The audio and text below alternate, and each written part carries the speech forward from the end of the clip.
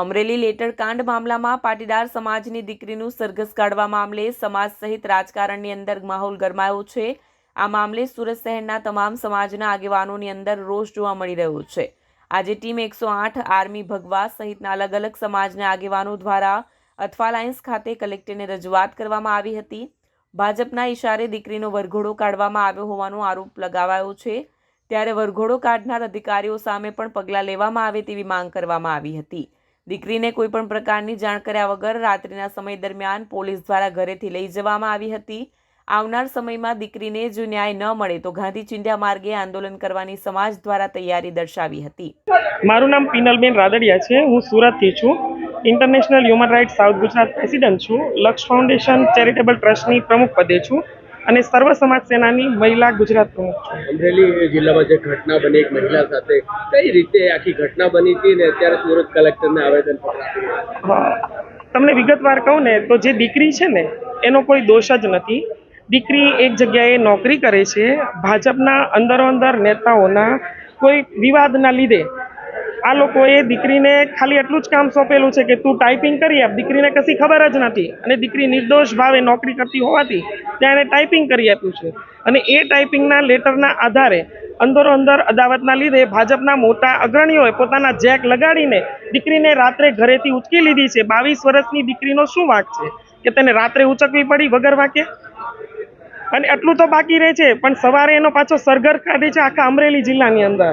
તો શું આ યોગ્ય છે? આપણા સમાજની દીકરીઓ આપણા ભાજપ સરકારની અંદર દરેક દીકરીઓ શું સુરક્ષિત છે ખરી? મારો પ્રશ્ન છે। એક મહિલા તરીકે, દાખલા તરીકે પશ્ચિમ બંગાળમાં ઘટના બને ત્યારે ગુજરાતમાં મહિલાઓ રસ્તા ઉપર આવે છે। આ દીકરીની સાથે આ રીતની ઘટના કઈ રીતે જોઈ રહ્યા છો મહિલા તરીકે? નથી જોઈ શકતી। મારે આના માટે ન્યાય માટે લડવા માટે જ હું આજે કલેક્ટર કચેરી આવી છું। બીજી મહિલાઓ કેમ બહાર નથી આવતી? ખુલીને મહિલાઓ બધી સોશિયલ મીડિયામાં બધી મહિલાઓ બહાર છે, પણ જ્યારે લડવાનું થાય છે તો હું દરેક મહિલાઓને એક વસ્તુ કહું છું કે તમે બહાર નીકળો।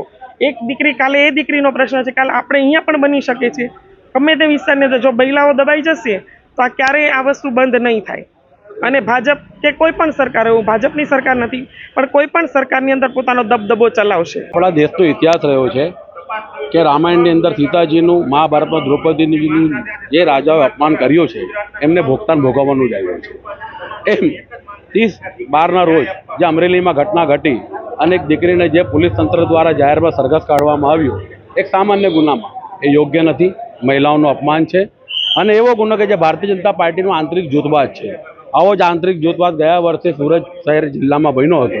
તો રાકેશ સોલંકી નામના ભારતીય જનતા પાર્ટીના નેતાને જેલ કસ્ટડી થઈ હતી અને જે વ્યક્તિને ત્યાં પ્રિન્ટ આઉટ કાઢવામાં આવી હતી એને સાક્ષી બનાવવામાં આવ્યો હતો। જ્યારે આવો જ સેમ કેસ અમરેલીમાં થયું તો એ દીકરીને જેને પ્રિન્ટ આઉટ જેને ત્યાંથી નીકળી હોય એને પણ આરોપી બનાવવામાં આવ્યો, એ યોગ્ય નથી।